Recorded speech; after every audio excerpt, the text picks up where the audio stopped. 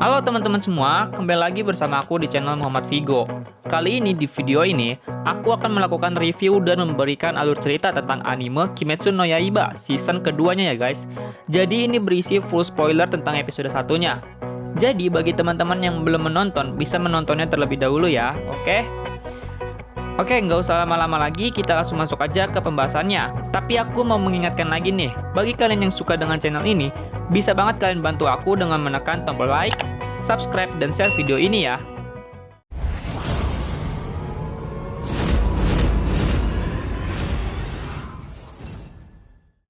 Episode 1 dibuka masih dengan sang Hashira api yang ditimpa kematian, yaitu Rengoku Kyojuro yang bertarung dengan Akaza. Di sini, Tanjiro yang menangis atas kematian Kyojuro terus disemangati oleh Inosuke yang padahal juga sedang menangis.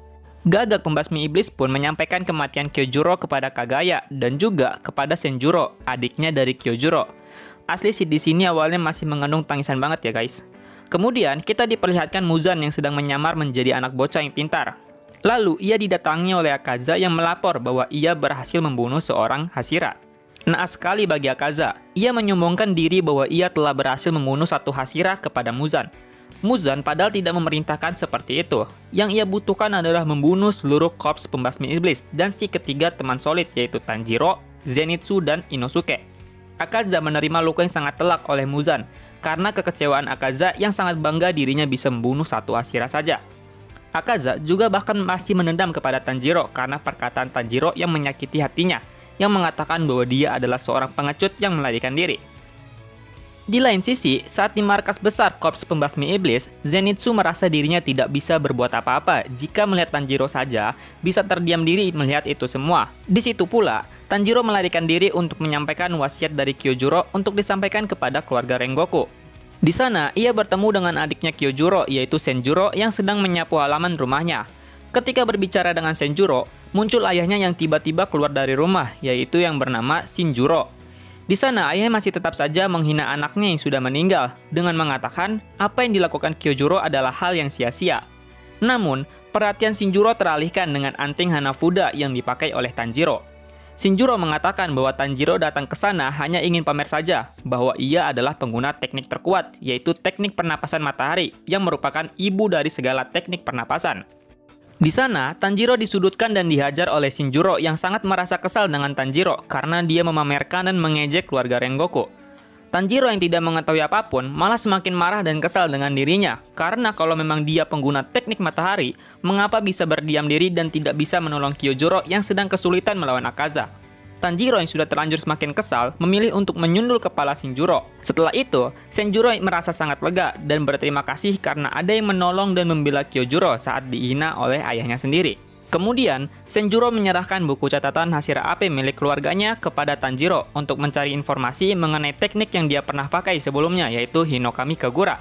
Naas bagi mereka, ternyata catatan-catatan dalam bukunya tersebut sudah dirobek oleh Shinjuro dan pada akhirnya Tanjiro tetap tidak bisa mengetahui mengenai teknik Hinokami Kagura atau teknik pernapasan matahari yang dikatakan oleh Shinjuro.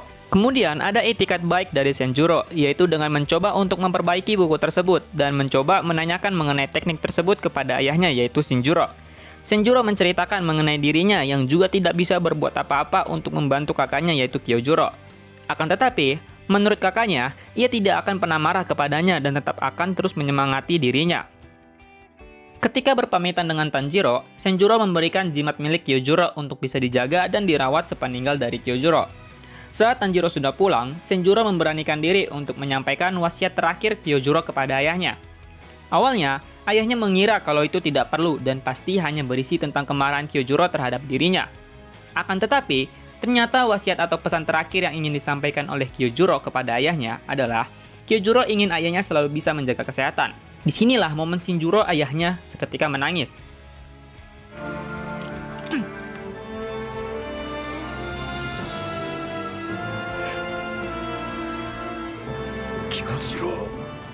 Setelah itu, ketika perjalanan pulang, Tanjiro dikejar-kejar oleh Haganezuka, orang yang membuat pedang untuk Tanjiro.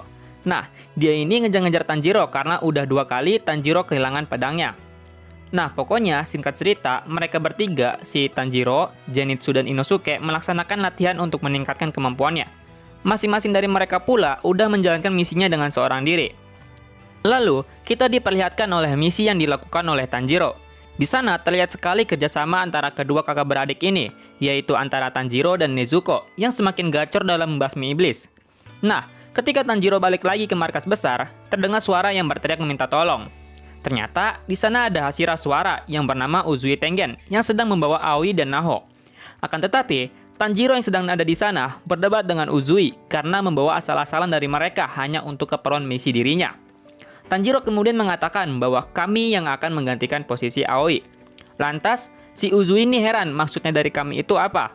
Ternyata, kami yang dimaksud oleh Tanjiro adalah dirinya, Zenitsu dan Inosuke yang baru saja pulang dari misinya masing-masing.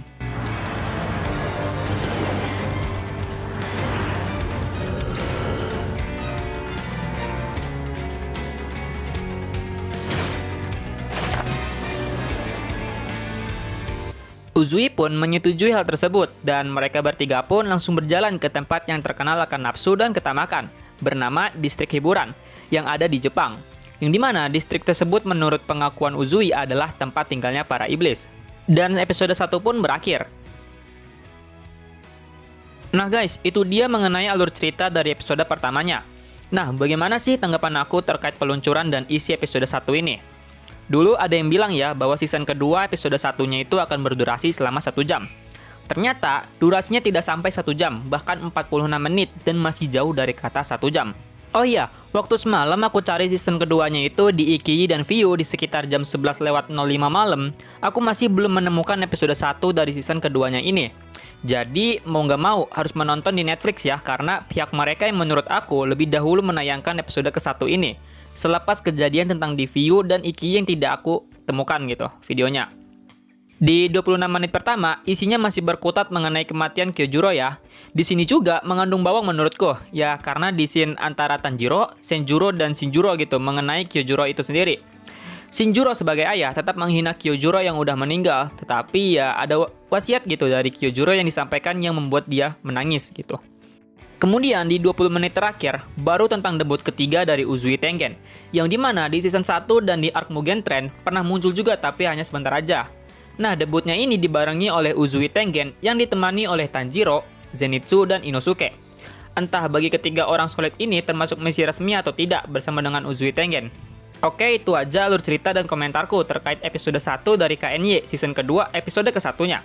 Jika kalian suka dengan pembahasan seperti ini, bisa banget nih untuk kalian like, subscribe, dan share video ini ke teman-teman kalian ya. Tetap jaga kesehatan, terima kasih karena udah menonton.